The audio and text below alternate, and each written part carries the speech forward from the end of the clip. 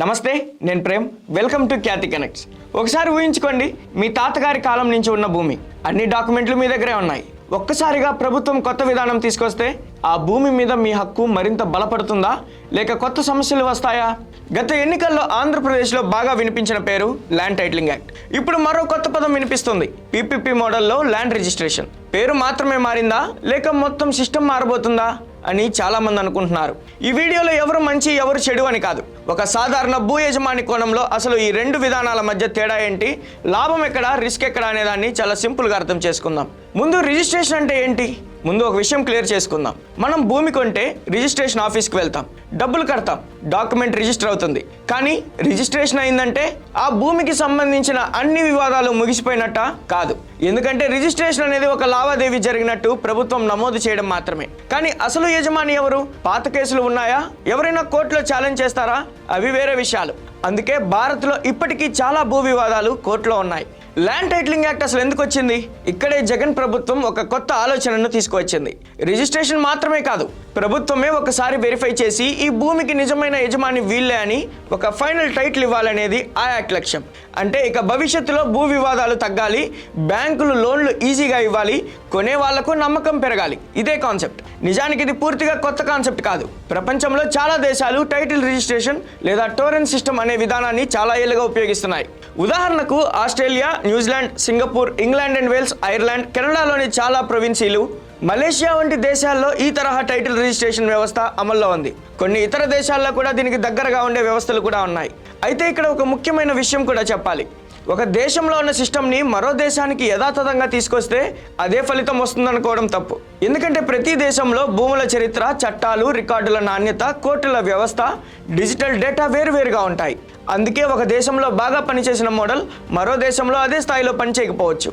మరి వివాదం ఎందుకు వచ్చింది? అక్కడే అసలు ట్విస్ట్ ఉంది. ఈ చట్టంపై చాలా మంది న్యాయవాదులు, ప్రతిపక్ష పార్టీలు, కొంతమంది రైతు సంఘాలు కొన్ని ఆందోళనలు వ్యక్తం చేశాయి. వాటిలో ముఖ్యమైనవి: ఒకటి, సివిల్ కోర్టు పాత్ర తగ్గిపోతుందనే భయం; రెండు, ఒకసారి టైటిల్ నిర్ణయించిన తర్వాత దాన్ని సవాల్ చేయడం కష్టమవుతుందనే వాదన; మూడు, రికార్డుల్లో చిన్న తప్పు జరిగినా అసలు యజమాని ఇబ్బంది పడే అవకాశం ఉందని విమర్శలు కూడా వచ్చాయి. ఈ అంశంపై పెద్ద రాజకీయ చర్చ జరిగింది. తర్వాత కూటమి ప్రభుత్వం అధికారంలోకి వచ్చాక ఈ చట్టాన్ని రద్దు చేసింది. ఇప్పుడు మీకు ఒక సందేహం రావచ్చు, ఏ కొత్త భూ వ్యవస్థ వచ్చినా నిజంగానే ప్రజలకు ఉపయోగపడుతుందా? దీనికి సమాధానం కోసం పక్క రాష్ట్రం తెలంగాణలో జరిగిన ధరణి అనుభవాన్ని ఒకసారి చూద్దాం.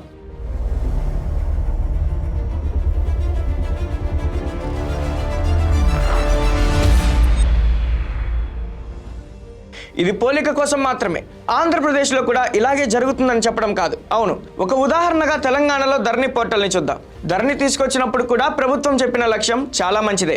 భూ రికార్డులన్నీ డిజిటల్ చేయడం, అవినీతి తగ్గించడం, వేగంగా రిజిస్ట్రేషన్ చేయడం. కానీ అమలు సమయంలో చాలా మంది రైతులు, భూ యజమానులు ఎదుర్కొన్న సమస్యలు తర్వాత పెద్ద చర్చగా మారాయి. కొంతమంది భూములు తప్పుగా ప్రొహిబిటెడ్ లిస్టులో చేరాయని ఫిర్యాదులు వచ్చాయి. దాంతో అమ్మలేక, కొనలేక ప్రజలు ఇబ్బంది పడ్డారు. పేర్లలో చిన్న తప్పులు, సర్వే నెంబర్ పొరపాట్లు సరిచేయడానికి నెలలు పట్టిందని అనేక ఫిర్యాదులు కూడా వచ్చాయి.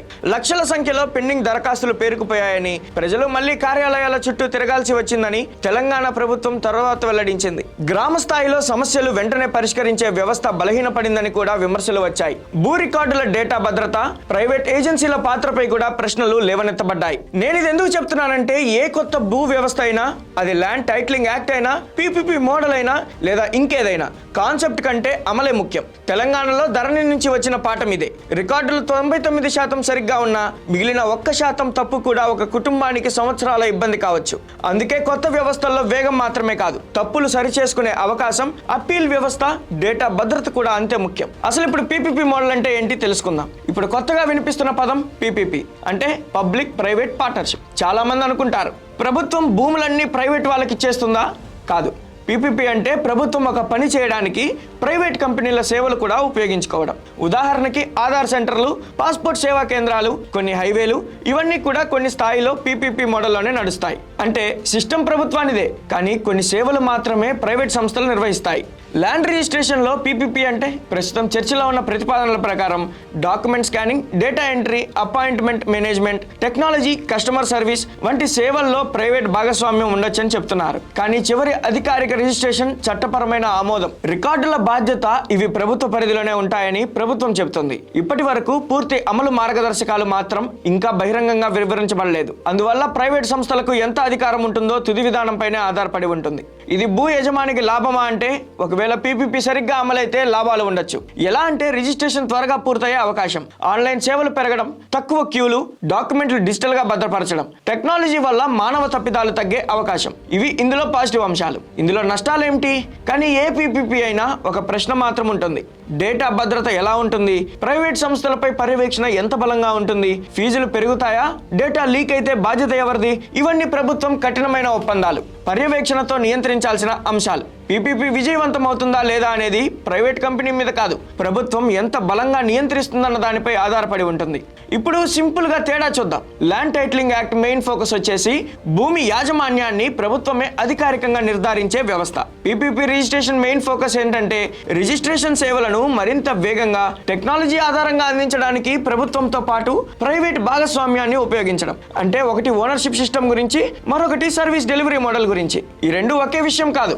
ఒకవైపు ల్యాండ్ టైటిలింగ్ యాక్ట్ గురించి ప్రజల భూములకు ముప్పు అనే విమర్శలు వచ్చాయి, మరోవైపు ప్రజల భూములకు శాశ్వత రక్షణ అని దాన్ని సమర్థించిన వాదనలు కూడా ఉన్నాయి. ఇప్పుడు పీపీపీ మోడల్ విషయంలో కూడా సేవలు వేగవంతమవుతాయి అని ప్రభుత్వం చెప్తుంటే ప్రైవేటీకరణ వల్ల రిస్కులు ఉంటాయని ప్రతిపక్షం ప్రశ్నిస్తుంది. చివరికి ఏ మోడల్ అయినా దాని విజయం చట్టంలోని నిబంధనలు, అమలు విధానం, పారదర్శకత, ప్రజలకు ఇచ్చే రక్షణలపై ఆధారపడి ఉంటుంది. కాబట్టి సోషల్ మీడియాలో కనిపించే ప్రతి పోస్టు నిజమని, లేదా ప్రతి రాజకీయ విమర్శ పూర్తిగా సరైందని, లేదా ప్రతి ప్రభుత్వ ప్రకటనతోనే అన్ని సమస్యలు పరిష్కారం అవుతాయని ఏది ముందుగానే నిర్ణయించలేం. ఒక భూ యజమానికి ముఖ్యమైనది ఒక్కటే: తన భూమి రికార్డులు సరిగ్గా ఉన్నాయా, రిజిస్ట్రేషన్ ప్రక్రియ పారదర్శకంగా ఉందా, అవసరమైతే కోర్టులో తన హక్కును రుజువు చేసుకునే అవకాశం ఉందా అనే 3 ప్రశ్నలకు స్పష్టమైన సమాధానం ఉండాలి. ఇందులో మీ అభిప్రాయం ఏంటి?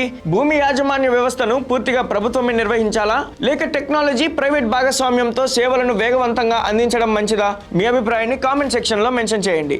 మరో వీడియోతో మళ్ళీ కలుద్దాం. Keep watching Khyati connects. Signing off. This is Prem.